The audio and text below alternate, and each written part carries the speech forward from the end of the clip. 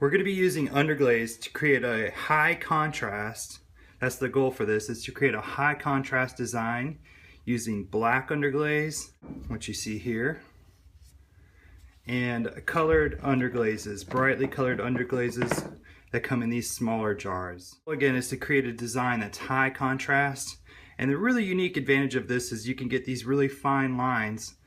And we're going to be inlaying the color into the black. And it's hard to get these fine lines with a brush or something else like that. So using this inlay process is a great way to get these fine lines. Just like in our last inlay project, before we begin decorating, we need to take a sponge and some water and round out our edges and smooth out our surfaces. This is going to be especially important for this one because we're going to be putting black on the entire surface. We need to make sure it's smooth before we begin decorating.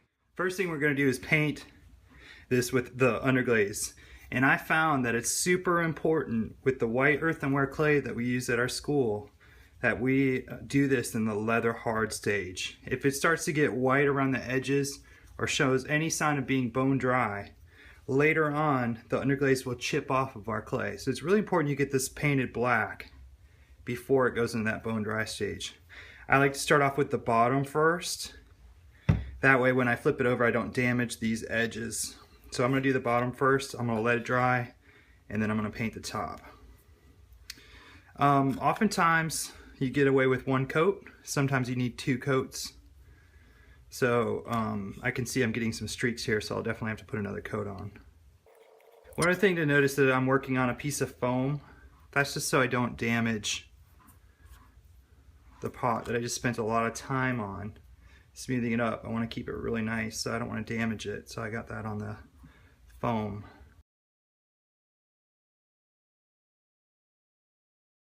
You want to make sure yours is absolutely dry before you flip it over.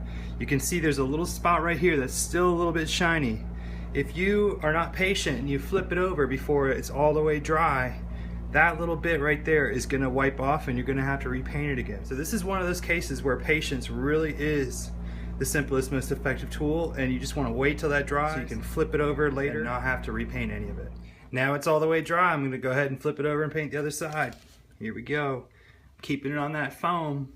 I'm going to be real gentle with it.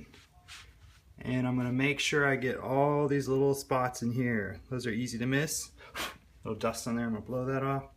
So just see if you can get all those little cracks in there.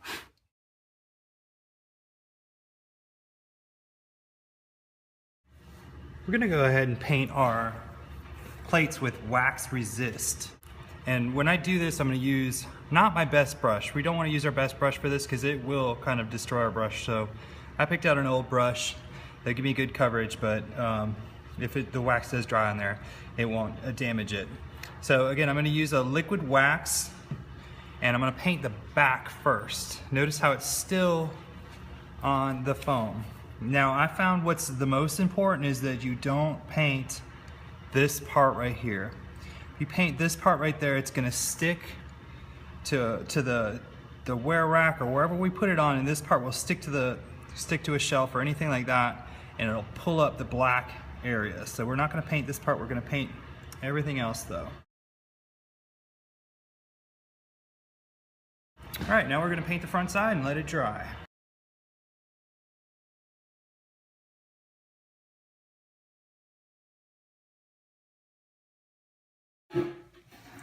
I'm all ready to carve my piece, and the thing with this doing the high contrast on the black, it is a little bit more difficult to draw on here because our piece has to be leather hard to put on the black. So you can put on the black and then let it dry slightly and sketch on top of the black underglaze with pencil as I've done here.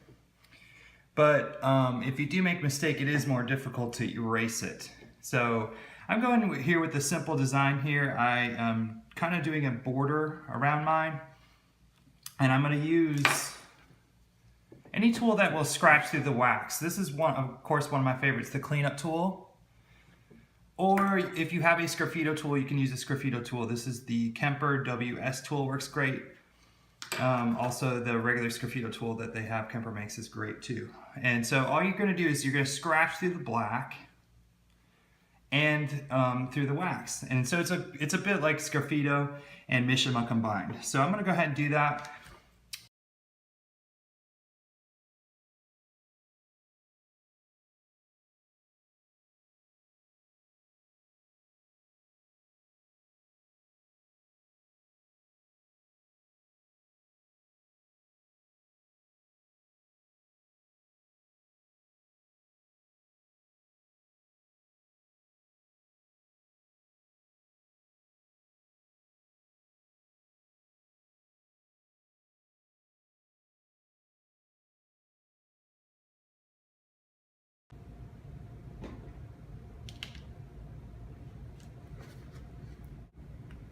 I'm gonna do the back on mine as well.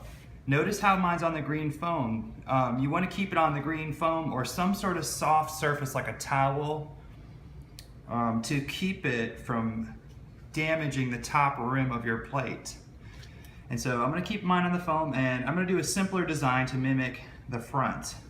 So I'm gonna go ahead and carve that out real quick. I'm gonna take my time actually and carve that out.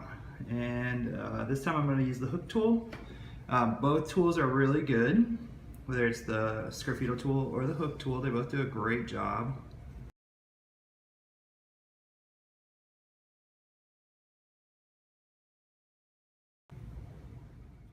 I'm going to be using 4 different colors of Amico Velvet Underglaze. We have the real orange, the intense yellow, the yellow, and my favorite flame orange. And these are analogous colors, meaning they're right next to each other on the color wheel. And if you use analogous colors are next to each other on the color wheel, and usually they share a common hue. In this case, yellow. They blend, they're gonna mix together really good, and we're gonna be having no problems with undesirable color. So I'm gonna go ahead and I've stirred these up really good, and I'm gonna just kind of randomly place them on there. I like to mix them and let them blend together a little bit. So I'm just gonna put a little yellow here, a little yellow there, and just spread them around a little bit. I like to let them mix and do their own thing. So that was the yellow. Here's the real orange, a little real orange there. Again, I don't mind if they mix together a little bit. Oftentimes makes really cool results. So just gonna put a little bit of, spreading it around a little bit. There's the real orange. Here's the intense yellow. Can't wait to see what that looks like. I haven't used this one before. So again, I'm gonna let that blend in a few different areas. It's okay if they mix a little bit. There we go.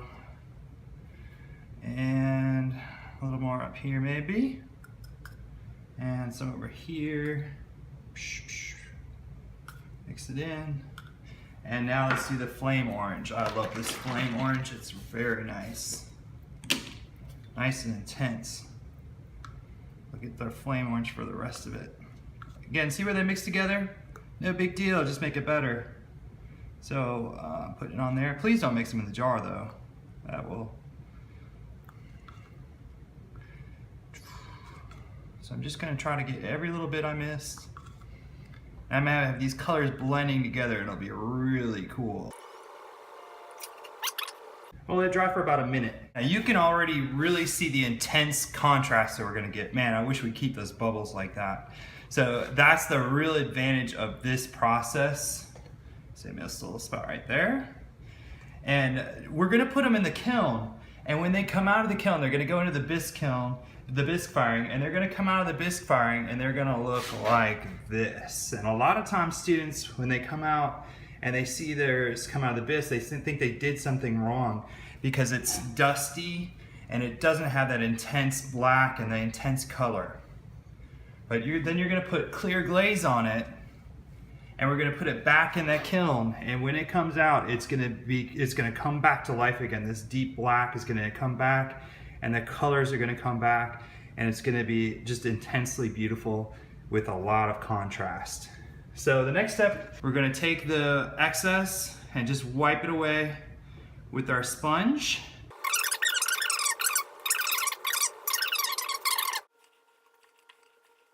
Now, of course, you're gonna just go ahead, flip it over, do the same thing on the back.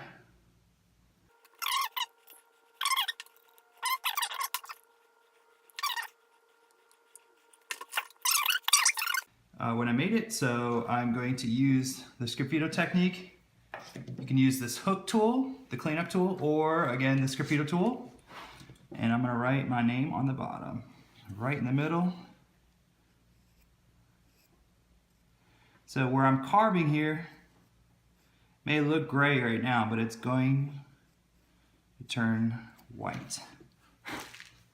And there we go. I'm going to wipe that away.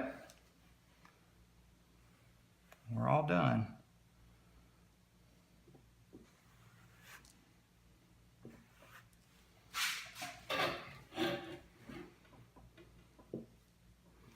I'm going to leave those on there. I like them. I'm going to leave it.